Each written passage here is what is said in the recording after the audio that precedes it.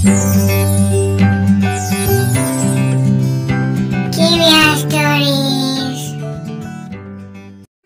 To our channel. ఈ కథ ఏమిటో చూద్దామా. అనగనగా ఒక ఊళ్ళో ఒక రైతు, అతని పేరు లక్ష్మయ్య. వ్యవసాయం చేసుకుంటూ ఏ లోటు లేకుండా జీవనం సాగిస్తున్నాడు. అతనికి ఇంకొంచెం ధనం సంపాదించాలని ఆశ కలిగింది. ఒక ఆవును కొన్నాడు. కొన్ని రోజులకి అది 2 పిల్లల్ని పెడుతుంది.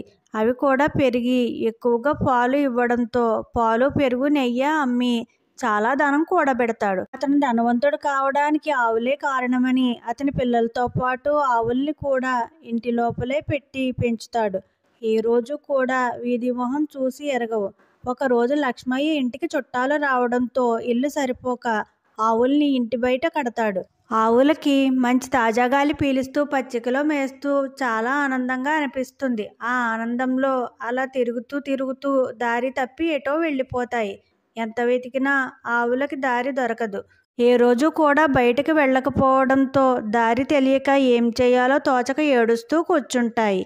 లక్ష్మయ్య కూడా వెతికి బెంగ పెట్టుకొని మంచాన పడతాడు. వాటితో పాటే లక్ష్మయ్య ఇంట్లో ఒక ఉడత కూడా ఉంటుంది. అది అటు ఇటు తిరుగుతూ ఆడుకుంటూ అల్లరి చేస్తూ ఉంటుంది. యజమాని మంచం పట్టడం చూసి ఆవుల్ని వెతికి తీసుకుని వస్తుంది. మంచాన పడి ఉన్న లక్ష్మయ్య వెంటనే లేచి కూర్చుంటాడు. సో ఫ్రెండ్స్, ఈ కథలో నీతి: తల్లిదండ్రులు తమ పిల్లల్ని అతి గారాబం చేసి లోకజ్ఞానం లేకుండా బయట ప్రపంచంలో ఎలా ఉండాలో తెలియకుండా పెంచితే ఈ ఆవుల్లాగానే బాధపడాలి.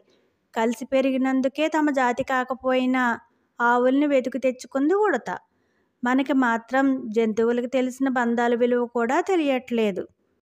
Please like, share and subscribe friends, and don't forget to on the bell icon.